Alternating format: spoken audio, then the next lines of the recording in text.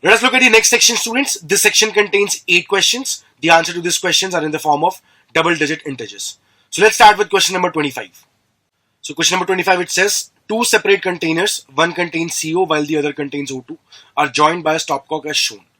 When the stopcock is opened, the two gases are allowed to mix and react. If the final pressure of the container is P1 atm and of B is P2 atm, the number of moles of CO and O2 in the mixture is N1 by RT and N2 by RT respectively, and the total number of moles of gases mixture is N3 by RT. We have to comment on the sum of the values of P1, P2, N1, N2 and N3. So students, if we try and solve this reaction system which is given to us, so we have CO plus half O2 combining and giving us CO2. So if we talk about the moles of CO, the moles of CO is PV upon RT, so it can be equal to 1 upon RT. If we talk about the moles of O2 given to us, it will be again PV upon RT, so the product of P and V is equal to 5, so the value of moles of O2 is 5 upon RT. So if we talk about the reaction now, we have 1 by RT moles of CO, whereas we have 5 by RT moles of O2. So we can clearly see that the carbon monoxide is the limiting reagent in this case, students. So all of it is going to be consumed, and for 1 mole of CO we have requirement of half mole of O2. So the moles of O2 remaining in the system is going to be equal to 9 by 2 RT, only half mole will be consumed, and this is going to lead to the formation of 1 by RT moles of CO2. So we can now have the values of N1, N2 and N3. The value of N1 is equal to 0, students. The value of N2 is equal to 9 upon 2.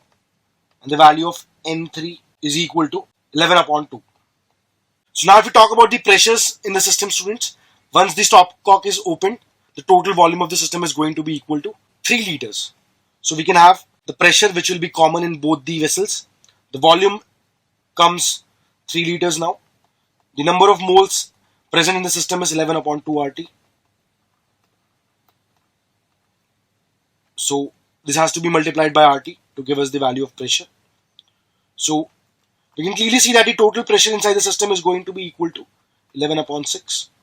So students, the value of P1 and P2 are both equal, and they are both equal to 11 upon 6. So now if we talk about the sum, we have to add P1, P2, N1, N2 and N3. So we have 11 by 6 into 2 plus 9 by 2 plus 11 by 2. So we have 11 upon 3 plus 10, which is equal to 41 by 3, which on simplification give us a value equal to 13.66. So if we compare it to the number given to us in the question, we can clearly see that the value of X will come out to be equal to 13. And for this question, we have to mark the correct answer as 13. Let us look at the next question now. Question number 26. Consider the following reaction which carries a multi-step synthesis as given to us. So the examiner seems to be interested in the number of iodine groups in product P1, which is equal to X, and the number of moles of CH3 MgBr, which is allowed to react with the product P1 to form the product P2. So he tells us that the number of the moles of CH3 MgBr is equal to Y, and we have to comment on the value of X into Y.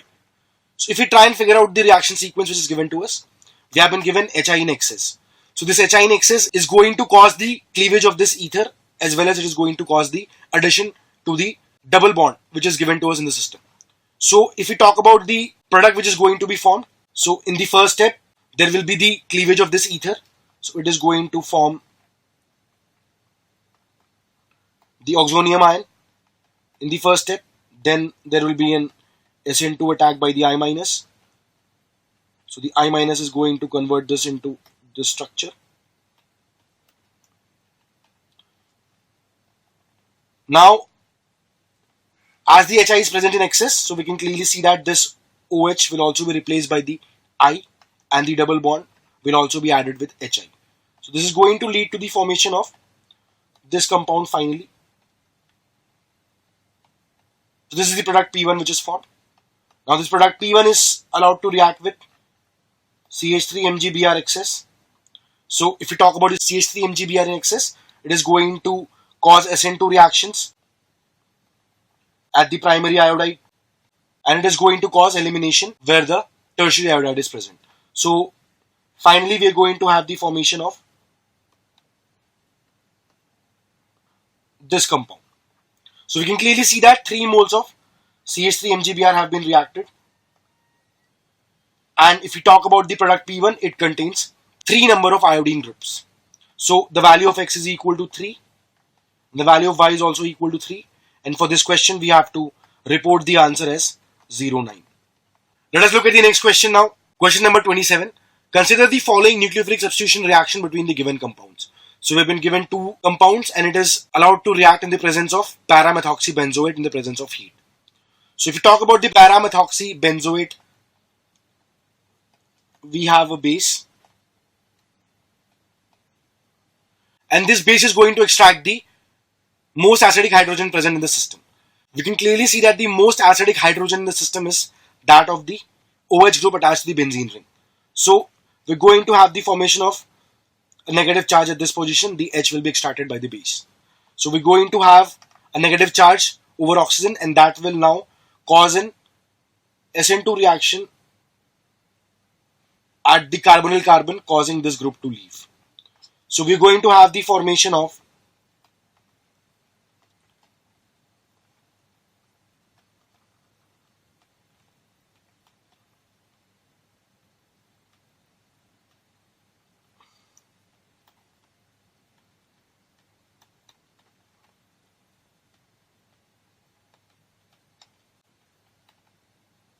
this structure. Now students, there will be still base present in the system, and we also have an active methylene group present inside our substrate. So this will attack the hydrogen present here, lead to the formation of a carbon ion, and this carbon ion will now attack the ester, leading to the formation of a hemiacetal. So we are going to have the formation of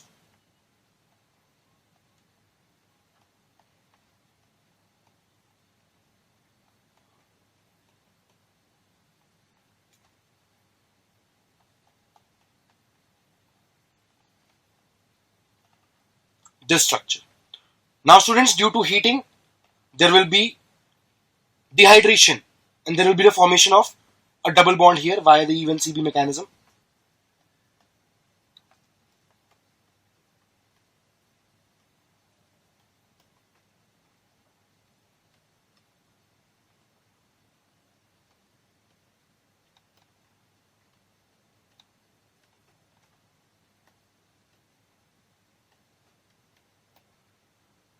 So finally we are going to have the formation of this compound as the final product. Now if you look at the question which is given to us, the examiner tells us that the number of OMe groups bonded with sp2 hybridized carbon atom in the product is X. So we can clearly see that there are 4 OMe groups and all of them are attached to the sp2 hybridized carbon atoms. So the value of X is equal to 4. So we have to comment on the value of 3X. So the value of 3X comes out to be equal to 12. So students, for this question we have to mark the correct answer as 12. Let us look at the next question now. Question number 28. If the accelerating potential needed to produce an electron beam with an effective wavelength of 0.1 angstrom is 1.51 into 10 to the power x volt, then the value of X is. So students, we can directly use the formula. So we have 12.25 angstrom upon V, which is equal to the de Broglie wavelength lambda. So the lambda is also in angstrom, and the potential we have to put in volts. So we can have 12.25 upon under root of V is equal to 0.1. So this on simplification gives us a value of V approximately equal to 1.5 into 10 to the power 4 volts. So students, for this question we have to mark the value of X as equal to 4, and the answer will be 0.4. Let us look at the next question now. So question number 29, it says if all the given molecules follow the effective atomic number rule. So we have been given 3 compounds. Examiner seems to be interested in the summation of the number of bonds, which is the metal-metal bond in the given molecules. So students, the metal carbonyls, generally they follow EN rule. It is also given to us in the question. So if we try and figure out the EAN of the central atom in all of these compounds, we can start with CO2, CO8. So the atomic number of CO is 27. So there are two of them. So 27 into 2. And there are 8 CO ligands. So we have 2 into 8. So this gives us a sum equal to 70. And if we talk about the effective atomic number per CO atom, we have the value equal to 35. So we know that the effective atomic number has to be 36. So there has to be one metal-metal bond present in the system. So the MM bond is equal to 1 in this case. If we talk about the second compound now, Mn2 CO10, we can do the similar calculation. The atomic number of Mn is 25. So there are two of them. And there are 10 CO ligands. So this also gives us a value equal to 70. So EAN per Mn is equal to 35. Which means that there is again one Mn-Mn bond in the system for the effective atomic number to be equal to 36. So mm equal to 1 in this case as well. If you talk about the third compound now, we have Fe3CO12. So the atomic number of Fe is 26. So 26 into 3. Plus we have 12 CO ligands. Each will donate 2 electrons.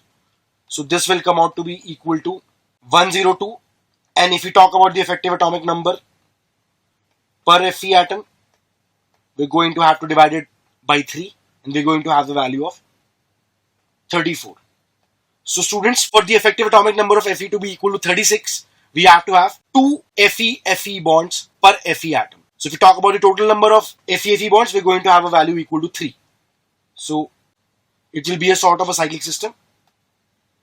So we can clearly see that each Fe atom forms 2 Fe-Fe bonds. So there are 3 Fe-Fe bonds in this case. So if we add all these values, we're going to have a sum of 5. So for this question, we have to mark the correct answer as 05. Let us look at the next question now, students. Question number 30. Consider the structure of CH3OH if the ideal dipole moment of OH, CO and CH3 is 2 dBi, 0.7 dBi and 0.3 dBi respectively. The bond angle of COH is 114 degree. So the examiner has told us that the square of the dipole moment of methanol is x, then we have to report the value of 10x. We have also been given the value of cos of 114 degrees. So if we try and figure out the structure of CH3OH, we have CH3O and H. The bond angle is equal to 114 degree. So if we talk about the dipoles in this compound, the CO bond dipole is equal to 0.7. The OH bond dipole is equal to 2. And the CH3 bond dipole is equal to 0.3. So the CH3 as well as the CO bond dipoles will be added and it will be equal to 1 dBi. So students, we have two vectors at an angle of 114 degree. So we can find out the mu net. So the mu net square will be equal to mu1 square plus mu2 square plus 2 mu1 mu2 into cos of theta. So if we put the values of mu1, mu2 and cos theta in this case, so mu1 is equal to 1, mu2 is equal to 2 and 2 into 1 into 2 into the cos theta value given to us is equal to minus 0.4. So this comes out to be equal to 5 minus 1.6, which is equal to 3.4. So the square of the dipole moment is given to us as equal to x. So the value of x is equal to 3.4. And since we have to report the value of 10x, it comes out to be equal to 34. So students, for this question, we have to mark the correct answer as 34. Let us look at the next question now. Question number 31. Consider the standard reduction potential of the 3D metals. Which numbered metal has a different observed value of E0 M2 plus to M from calculated value? So students, we know that the calculated and the observed electrode potential values differ for cobalt and nickel majorly.